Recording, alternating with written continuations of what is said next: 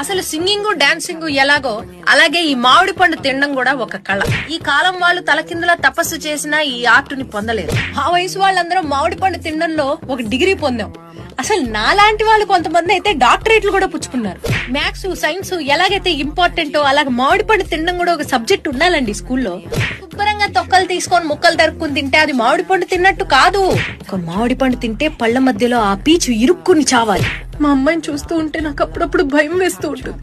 ఎందుకంటే ఈ తర్వాత తరాల వాళ్ళు టెంక తినడం ఇష్టపడట్లేదండి. అన్నం తిన్నాక మామిడి పండు పెడితే క్యాలరీలు ఎక్కువ ఉన్నాయని వదిలేస్తోంది. అప్పట్లో మేము రోజుకి మినిమం డజన్ కాయలు గుద్దేవాళ్ళం. ఈ మామిడి పండు తొక్కల నిండా గుజ్జొదిలేసే వాళ్ళంటే నాకు పరమ చిరాకు. మా మనవరాలు అదైతే ఇంకా అధ్వానం.